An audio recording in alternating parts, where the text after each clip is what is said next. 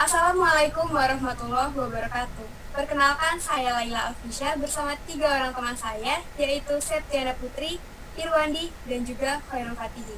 Di sini kami akan mempresentasikan final project yang telah kami buat yang berjudul Perancangan Marketplace berbasis web application untuk layanan jasa. Nah, apa itu marketplace? Pada dasarnya, marketplace itu seperti pasar tradisional ataupun pasar swalayan. Di sana menjual berbagai macam barang yang diperdagangkan secara online. Dan para pedagangnya pun berasal dari berbagai kalangan. Nah, pada umumnya yang kita temui saat ini, marketplace itu menjual sebuah produk berbentuk barang. Namun yang kami buat di sini adalah kami membuat sebuah marketplace yang menjual sebuah produk dalam bentuk layanan jasa. Mengapa demikian? Oke, next. Next lagi. Nah, ada 3 permasalahan yang kami angkat di sini. Yang pertama adalah kami sering menemukan banyak orang-orang yang merasa kesulitan bagaimana caranya mereka mencari layanan jasa yang terpercaya yang mereka butuhkan.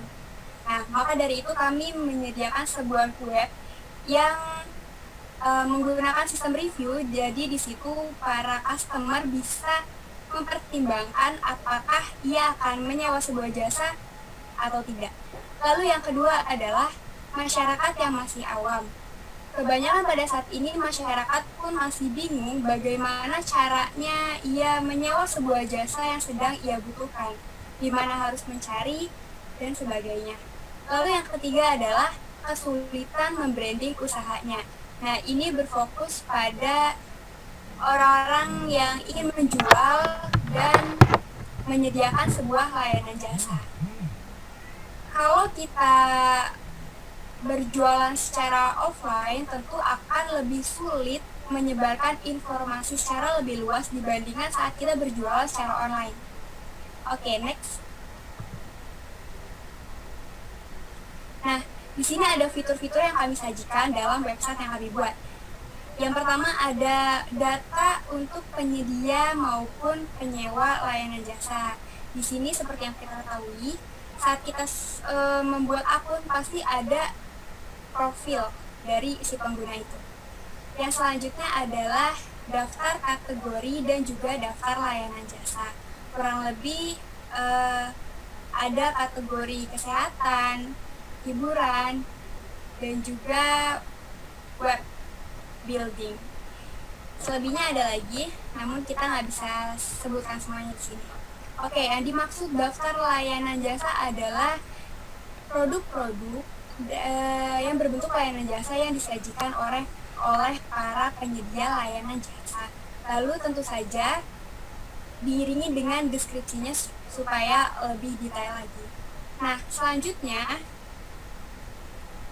layanan jasa yang kami sajikan di web kami tentunya bisa di booking dan juga langsung bisa dibayar dan diproses segera. Nah, yang terakhir adalah di sini fitur untuk promosi layanan jasa. Ini bisa digunakan oleh para penyedia layanan jasa untuk mempromosikan jasanya. Oke, next. Dari web yang kami buat ini, tentu ada hasil yang kami inginkan. Sini kurang lebih ada 3. Yang pertama adalah menampilkan informasi rinci mengenai jasa yang ditawarkan. Nah, maksudnya apa? Informasi rinci itu kurang lebih ada nama jasanya, ada harganya, ada reviewnya, dan segala macam yang dibutuhkan oleh customer. Yang kedua adalah menyimpan data profil dari pengguna akun. Di sini pengguna akunnya terbagi 2 ya, teman-teman. Jadi ada pengguna jasanya, orang yang ingin menyewa jasa, dan juga ada penjual jasanya, yaitu orang yang menyediakan layanan jasa. Lalu yang ketiga adalah memproses transaksi dan pembayaran dari layanan yang diperjualbelikan. Jadi di web kami nggak cuma untuk menampilkan layanannya aja, tapi di situ juga bisa diproses langsung. Si customer bisa langsung membooking dan juga melakukan pembayaran jasa yang mereka inginkan bisa segera diproses. Oke, selanjutnya akan dijelaskan oleh teman saya yaitu Septiana Putri. Metode analisa sistem. Strength, kekuatan. Pengguna dapat dengan mudah menemukan seseorang yang menyediakan jasa yang diperlukan. Weakness, kelemahan. Website ini belum bisa digunakan di HP. Opportunities, peluang. Website dapat dibuka untuk mempermudah dalam memesan jasa yang sedang dibutuhkan. Risk, ancaman. Banyaknya website yang juga melayani dalam penjualan jasa. Prosedur sistem berjalan. Yang pertama, proses register. Jika pengguna jasa dan penyedia jasa belum melakukan registrasi, maka lakukan registrasi terlebih dahulu ke halaman web yang telah ada untuk melengkapi data diri. Jika registrasi sebagai pengguna jasa, maka harus mengisi data diri seperti nama, email, password, dan ulangi password. Jika registrasi sebagai penyedia jasa, maka harus mengisi data diri seperti nama, email, password, ulangi password jasa yang ditawarkan, serta foto diri. Yang kedua, proses login. Jika pengguna jasa dan penyedia jasa sudah melakukan registrasi, maka selanjutnya lakukan login ke halaman web yang telah ada dengan memasukkan nama email yang terdaftar dan passwordnya. Yang ketiga, proses menawarkan jasa. Penyedia jasa membuka halaman web, lalu penyedia jasa bisa mengelola jasanya dengan cara klik tambah data untuk mengisi berupa foto jasa, nama jasa, kategori, harga, serta deskripsi jasa yang ingin disediakan. Yang keempat, proses penyewa jasa. Pengguna jasa membuka halaman web, lalu klik beranda pada sidebar untuk melihat jasa yang ditawarkan, atau bisa juga klik kategori untuk memilih jasa berdasarkan kategori yang diinginkan. Selanjutnya akan dijelaskan oleh Fatih. Yang pertama, send basis data. Yang pertama, RD. Jika si pengguna jasa belum melakukan registrasi, maka langkah yang pertama dilakukan yaitu ID pengguna atau ID G, nama G atau nama pengguna, email G atau email pengguna, password G atau password pengguna, foto G atau foto pengguna jasa. Yang kedua, penyedia jasa, yaitu jika si penyedia jasa belum melakukan registrasi, maka melakukan registrasi terlebih dahulu. Yang pertama ada IDS. IDS itu ID penyedia jasa. Ada nama, email, password, foto, dan jasa yang ditawarkan. Next.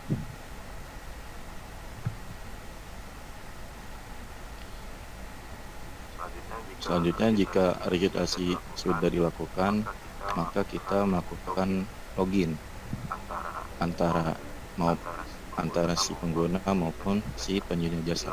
Di login ini kita memasukkan email dan password. Setelah melakukan login, jika kita sebagai pengguna, yaitu selanjutnya itu menyewa. Kalau sebagai penyedia yaitu menyediakan jasa. Lanjut.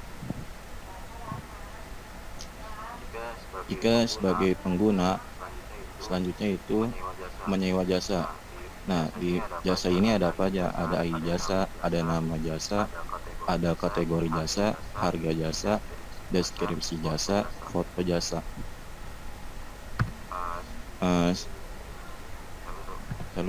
Sebelum. Setelah itu kita melakukan apa? Next. Yaitu melakukan transaksi. Si pengguna tadi jika yang ingin menyewa, maka langkah selanjutnya itu melakukan transaksi. Di sini ada ID transaksi, tanggal transaksi, username G atau username pengguna, username S atau username penyedia jasa. Selanjutnya akan dijelaskan oleh Irwandi. Kemudian ada struktur navigasi. Di halaman depan terdapat tampilan Home, About, Back, Register, dan Login. Di dalam menu Register dibagi lagi menjadi dua, yaitu ada pengguna dan penyedia. Kemudian kita lanjut ke login. Login juga terbagi menjadi dua, pengguna dan penyedia. Yang pertama, pengguna. Di tampilan pengguna terdapat beranda, profil saya, kategori, dan lektor.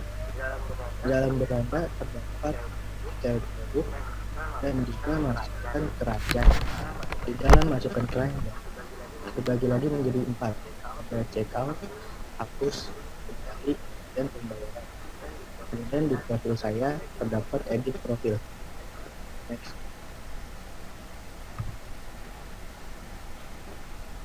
Kemudian di tampilan penyedia terdapat profil, selera jasa, dan logout. Di dalam profil terdapat edit profil, dan di selera jasa terdapat tampil data, detail produk, edit, dan hapus. Next. Kesimpulan, dalam mencari sebuah layanan jasa yang dibutuhkan, tidak sedikit masyarakat yang merasa kesulitan untuk mendapatkan layanan jasa yang terpercaya. Di lain sisi, para pemilik usaha di bidang jasa juga merasa kesulitan untuk menyebarluaskan informasi seputar jasa yang mereka tawarkan. Dengan dibuatnya sebuah marketplace untuk layanan jasa, para pemilik jasa dapat menjangkau lebih banyak klien dan memiliki kesempatan yang lebih besar untuk mendapatkan lebih banyak profit penjualan. Begitu pula dengan masyarakat yang akan lebih terbantu karena dimudahkan dalam menemukan layanan jasa terpercaya dengan cara yang dibutuhkan. Saran 1. Untuk mempermudah kegiatan dagang di bidang jasa, sebaiknya para pengguna jasa maupun penyedia jasa menggunakan alat bantu seperti website yang kami buat. Dengan begitu, para pengguna jasa dan penyedia jasa akan lebih terbantu dalam melakukan pekerjaannya. 2. Bagi penyedia jasa, pastikan untuk mengupdate informasi terkait jasa yang ditawarkan. Selanjutnya, kita akan menjelaskan running programnya beserta script programnya yang akan dijelaskan oleh Laila. Oke teman-teman, jadi tadi kita udah ngejelasin konsepnya, seperti apa sih web yang kita buat. Jadi sekarang kita masuk ke running program beserta source code-nya. Nah, pertama-tama kita bahas database-nya sedikit dulu ya. Jadi, di sini namanya DB Bantuin, database dari web kita. Nama webnya itu Bantuin gitu, itu nama brand dari web kita. Nah, di sini ada 5 tabel, yaitu ada tabel jasa, ada tabel pengguna jasa, penyedia jasa, pesanan, dan juga transaksi. Nah, di tabel jasa ini tentunya udah pasti di setiap tabel itu kita masukin ID ya sebagai primary key. Dan selanjutnya ada nama jasa, kategori jasa, harga, deskripsi, dan juga foto dari jasa tersebut.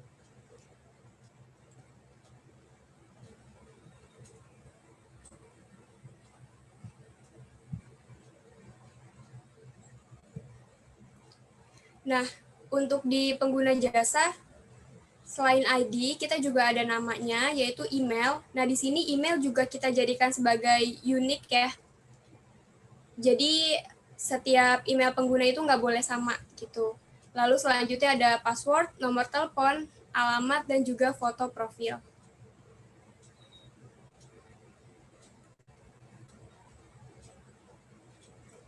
Nah, selanjutnya di sini ada tabel penyedia jasa. Nah, sama seperti pengguna jasa, di sini juga ada ID, nama, email, dan password beserta foto profilnya.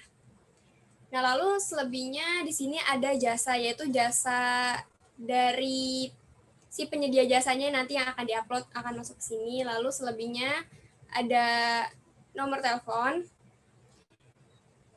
portofolio, dan di sini deskripsi maksudnya adalah penjelasan singkat tentang profil si penyedia jasa itu. Oke, lanjut di sini ada tabel pesanan dan juga tabel transaksi. Oke. Di tabel transaksi ini ada keterangan nama penyewanya, maksudnya nama orang yang akan menyewa sebuah jasanya, terus alamat temunya, nomor telepon penyewa, tanggal booking, batas bayar, dan juga bukti bayar. Lalu di tabel pesanan ada ID pesanan, ID transaksi, ID jasa. Jadi ketiga ID ini kita kumpulkan jadi satu ya, untuk sebagai detail dari pesanan tersebut gitu. Dan selanjutnya ada nama jasa yang dipesan, harganya, kategori, beserta foto jasanya. Oke, lanjut kita ke scriptingnya. Nah, di sini pertama saya akan menjelaskan controller out terlebih dahulu. Apa sih yang ada di dalam controller out ini? Jadi di sini kita isinya adalah segala sesuatu yang berhubungan dengan registrasi maupun login dan logout, baik untuk pengguna jasa dan juga penyedia jasa. Di sini ada keterangan registrasi untuk pengguna jasa, lalu selanjutnya ada registrasi untuk penyedia jasa, lalu ada proses login-nya. Proses login di sini untuk penyedia jasa dan pengguna jasa kita tidak pisahkan ya, jadi sama. Nanti dia bisa ngedetek sendiri emailnya itu punya penyedia jasa atau pengguna jasa gitu. Oke, nah terakhir di sini ada proses logout. Untuk tampilannya sendiri akan dijelaskan oleh Irwandi, silakan.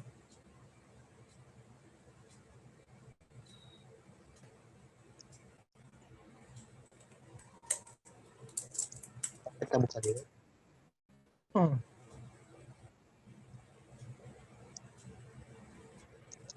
Nah, ini tampilan halaman depan. Yang pertama kita coba buka register. Kita klik.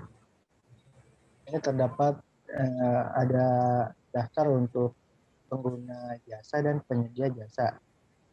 Sekarang kita coba untuk yang pengguna jasa. Nah, oh ini tampilan untuk penyedia jasa. Di mana ada masukkan nama, email, password, ulangi password, dan serta jasa yang ditawarkan. Kita kembali lagi coba.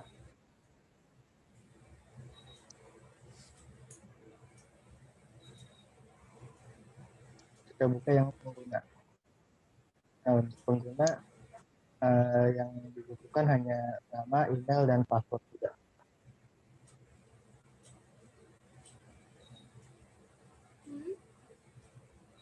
Klik lagi coba.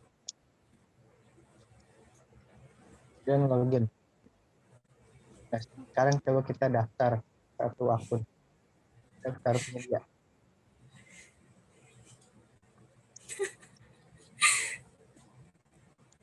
Kita daftar.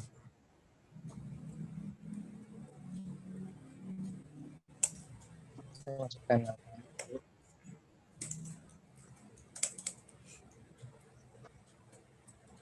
Masukkan email.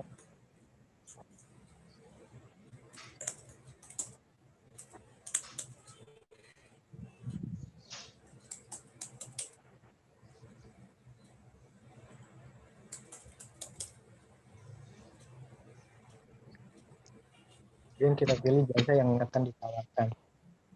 Saya kita ambil contoh video dan fotografi juga hiburan.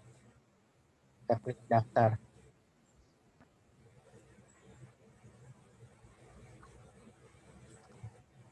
Setelah klik daftar langsung menuju ke halaman login.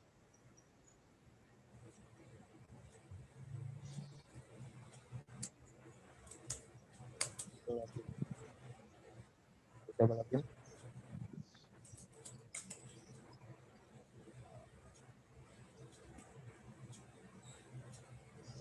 Maka akan menjadi ketampilan penyedia jasa.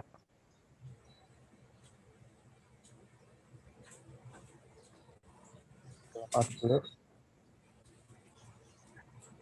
Dan kita register pengguna.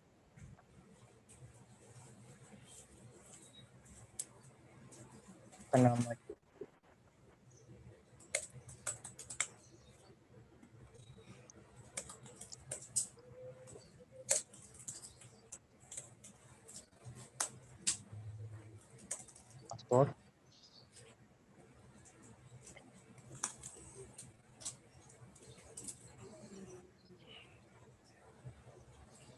kemudian klik daftar. Sama seperti tadi akan langsung menuju ke halaman login. Sekarang kita masukkan akun yang tadi sudah kita daftarkan.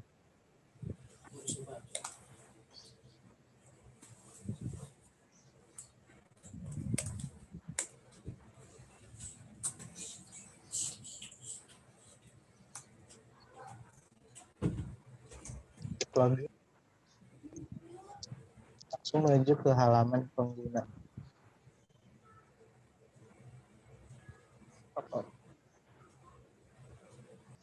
Sekarang kita akan mencoba apa yang terjadi jika kita salah masukkan email yang sudah didaftarkan.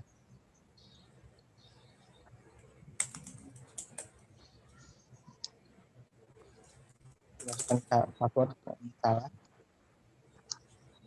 maka akan muncul notif password salah. Oke, jadi tadi kita udah menjelaskan running program dari proses registrasi dan juga login beserta logout-nya. Sekarang kita akan lanjut ke bagian penyedia jasa. Nah, di sini ada controller penyedia. Apa aja sih isi di dalamnya? Nah, jadi setelah kita login menggunakan email yang terdeteksi sebagai penyedia jasa, maka akan masuk ke berandanya penyedia jasa gitu. Nah, di controller penyedia ini isinya adalah beranda dan keseluruhan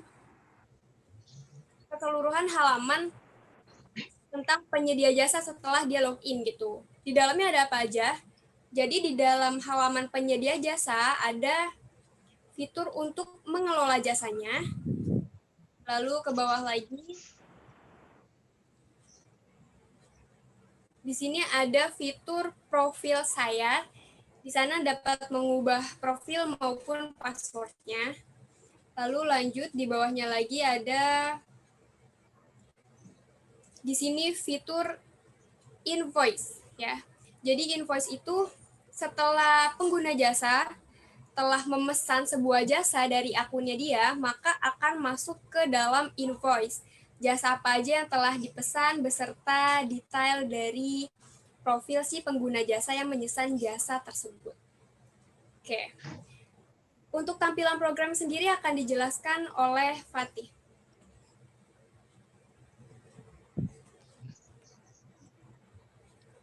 Pertama, kita masuk ke login penyedia yang sudah dibuat tadi.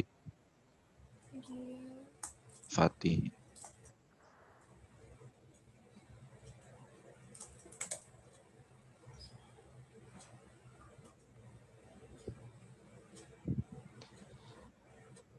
Setelah login, kita akan ditampilkan ke menu ada profil saya, kelola jasa, dan invoice.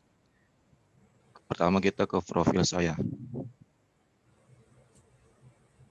Nah, di sini kita pertama ke profil saya. Di profil saya itu ada foto, ada nama lengkap, ada email, ada bidang jasa, ada nomor telepon, ada CV atau portofolio, ada tentang saya. Dan di sini juga bisa ubah profil dan ubah password, dan bisa melihat CV atau portofolio.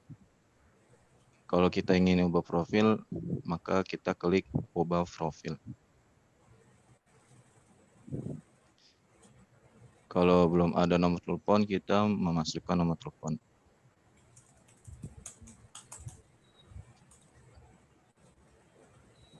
Kemudian isi tentang saya.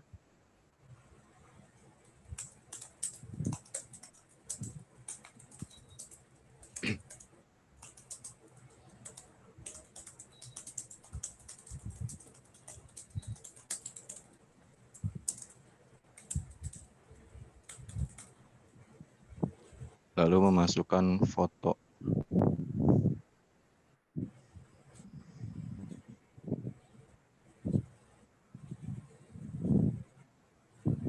Kemudian simpan profil. Nah, maka akan terlihat ada fotonya, ada nomor teleponnya, dan juga tentang sayanya. Kemudian kita melihat portofolio.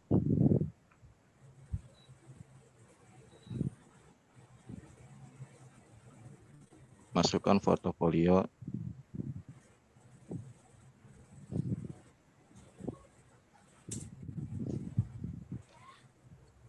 Update CV atau portofolio. Nah, maka akan muncul portofolio atau CV. Kemudian kembali.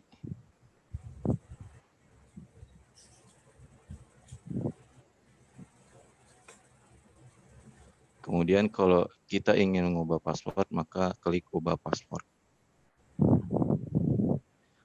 Pertama, password yang saat ini kita gunakan, masukkan terlebih dahulu. Lalu ganti password yang baru.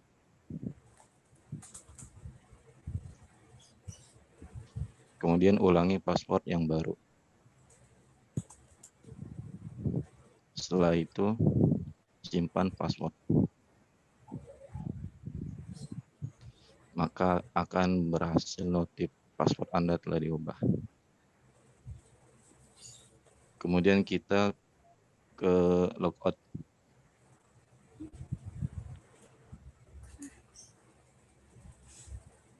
Kelola jasa. Kedua, kelola jasa. Kemudian kita kelola jasa. Oke. Jika si penyedia ingin menambahkan jasanya, maka klik tambah data. Kita tulis nama jasanya, misalnya Badut Ultah.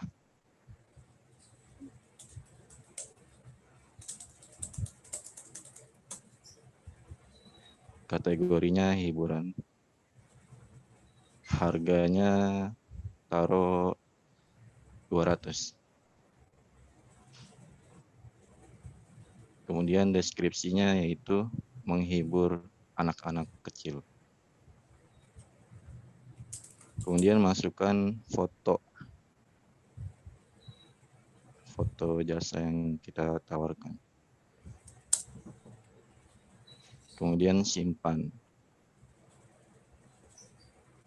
Maka akan muncul foto judul, yaitu judul Badut Ultah, kategori hiburan, harga 200. Nah, di sini ada pilihan detail jasa, ada edit, ada hapus. Pertama kita melihat detail jasa.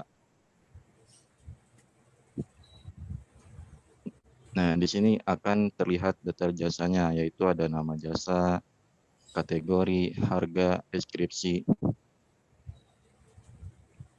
Lanjut ke kelola jasa. Yang kedua ada edit jasa. Kalau kita ingin mengedit jasa, kita klik ke edit jasa. Misalnya kita ingin mengedit harganya menjadi 300. Kemudian simpan.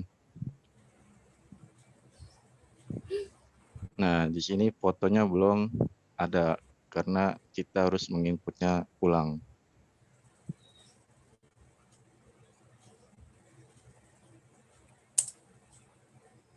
Kemudian simpan lagi. Selanjutnya, kalau kita ingin menghapus,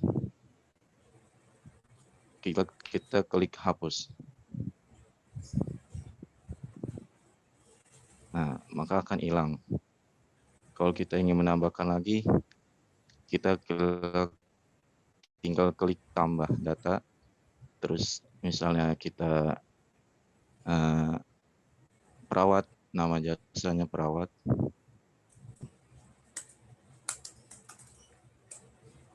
Kategorinya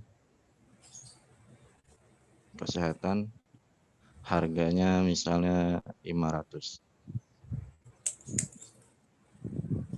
Deskripsinya memeriksa.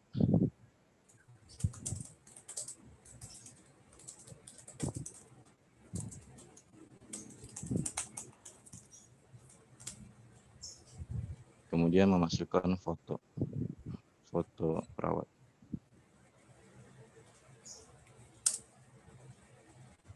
Lalu simpan. Nah, maka akan muncul seperti tadi yang awal. Nah, di sini kita udah mengisi semuanya. Ada kesehatan, ada semuanya. Ada 7.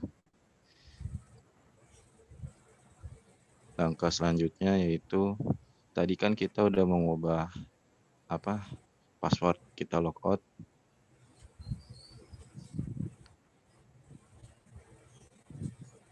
Kemudian kita masuk lagi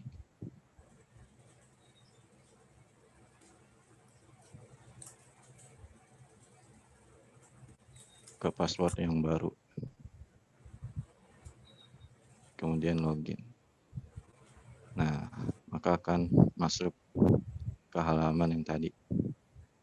Yang invoice-nya nanti akan saya jelaskan setelah pengguna jasa.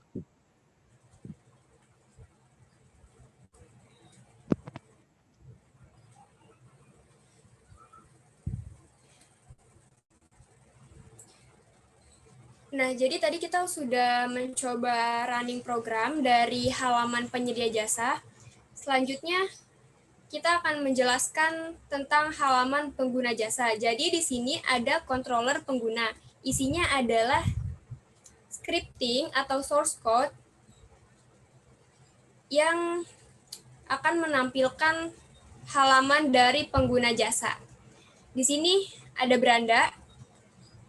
Jadi beranda itu isinya layanan-layanan jasa yang telah ditawarkan oleh para penyedia jasa. Lalu selanjutnya di sini ada kategori, maksudnya adalah ini sama seperti beranda, menampilkan layanan jasa yang telah tersedia namun dipecah dalam beberapa kategorinya. Lalu selanjutnya ada keranjang. Jadi saat pengguna jasa berminat untuk menyewa sebuah jasa, maka ia dapat mengkliknya untuk memasukkan ke keranjang. Lalu setelah dimasukkan ke keranjang, ia bisa booking. Nah, di sini ada proses bookingnya, source code-nya seperti ini. Lalu, si pengguna jasa juga bisa mengubah profil maupun password serta menampilkan dari profilnya itu sendiri sama seperti penyedia jasa. Di sini tersedia scriptingnya seperti ini. Oke, lalu selanjutnya dari tampilan sendiri akan dijelaskan oleh Septiana Putri.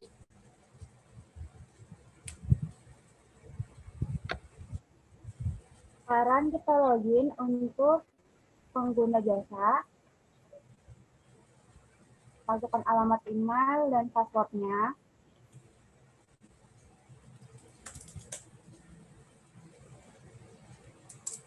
Lalu klik login. Nah, di sini ada sidebar, beranda, profil saya, kategori, dan logout. Di beranda sendiri akan menampilkan beberapa jasa yang ditawarkan seperti perawat, dari ulang tahun, cleaning service, dan lain-lain. Lalu kita klik profil saya.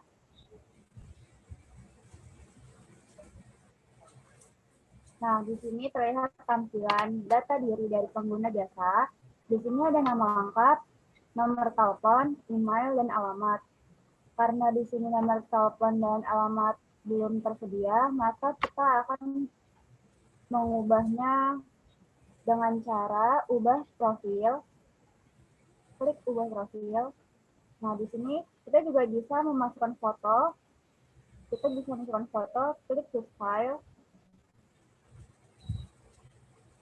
Lalu pilih foto yang diinginkan. Selanjutnya, kita bisa isi nomor telepon.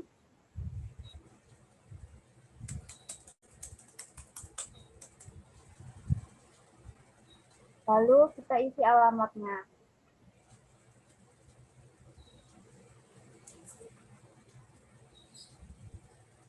Selanjutnya kita bisa simpan profil. Nah, maka tampilannya akan berubah. Yang tadinya nomor telepon dan alamat belum ada, sekarang sudah ada nomor telepon dan alamatnya. Terus ke bawah. Di sini juga kita bisa ubah password. Nah, di sini ada kita diminta untuk memasukkan password saat ini.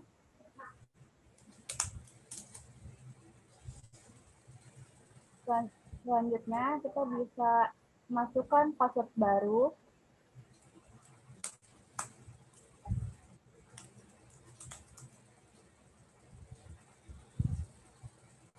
Selanjutnya ulangi password baru.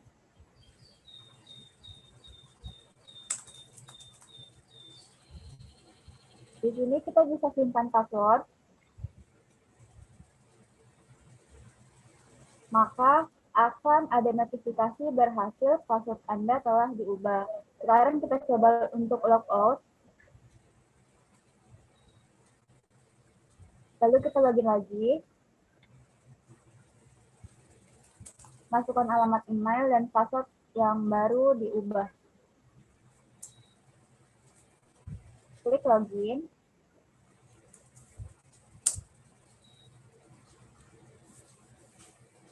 Selanjutnya di sini ada kategori. Kita bisa klik kategori ini. Nah, di sini juga ada kategori seperti hiburan, kesehatan, webbullying, kebersihan, public speaker, video dan fotografer.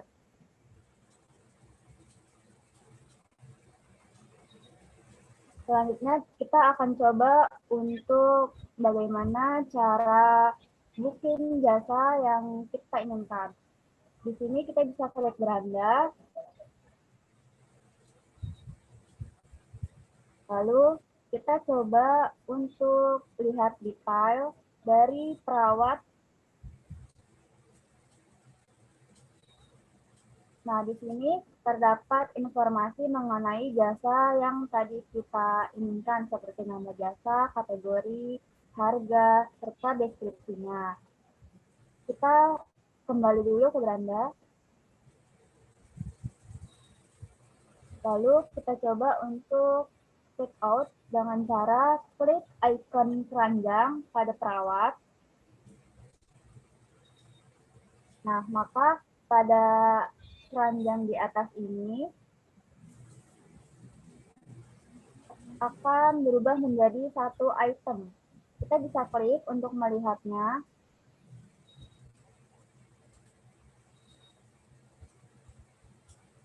Dan di sini sudah menampilkan jasa apa yang ingin kita booking. Karena tadi kita ingin membooking perawat, maka di sini ada judulnya perawat dengan harga 500.000. Lalu di sini ada tombol hapus keranjang, kembali dan booking. Jika kita hapus keranjang, coba kita klik hapus keranjang, maka item ini akan berubah menjadi 0 dan tidak ada. Kita coba untuk klik lagi icon keranjang dari perawat.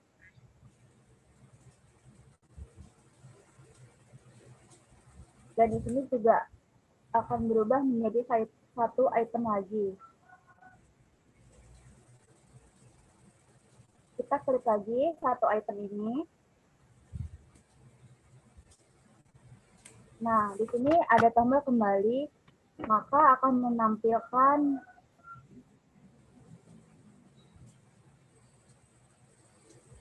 beranda atau jasa yang ditawarkan. Sekarang kita coba untuk booking jasa dari perawat tadi. Klik lagi satu item, lalu klik booking. Nah, di sini akan menampilkan pilihan pembayaran. Terus ada juga total belanja Anda sebesar 500.000. Lalu di sini juga ada data pengguna jasa seperti nama penyewa, lokasi pertemuan, nomor telepon, dan kita bisa untuk memilih bukti pembayaran. Kita bisa klik choose file, lalu pilih bukti pembayaran. Selanjutnya kita bisa klik booking. Maka akan menampilkan notifikasi layanan jasa yang Anda pilih berhasil di booking. Terima kasih atas kepercayaan Anda. Sekarang kita coba untuk menampilkan kategori dari hiburan. Coba kita klik hiburan. Nah, pada tampilan di sini hanya ada satu jasa balik ulang tahun dengan kategori hiburan.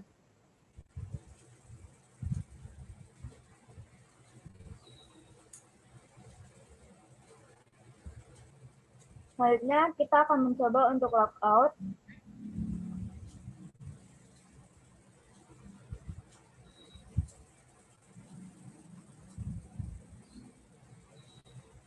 Selanjutnya akan dijelaskan oleh Fatih mengenai invoice.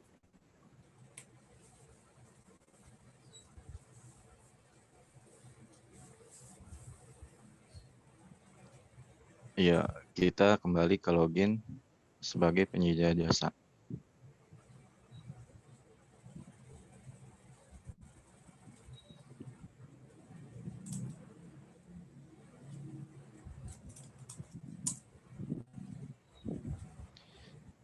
Nah, di situ ada invoice. Invoice itu ketika si pengguna sudah melakukan transaksi booking, kemudian di sini akan diinput ada nama penyewa, lokasi pertemuan, kontak, tanggal booking, batas pembayaran. Di sini juga ada opsi detail. Kita lihat detailnya. Nah, di sini ada detailnya, ada ID jasa, nama jasa, harga. Yaitu semuanya di sini tertera. Nah. Kemudian kita logout.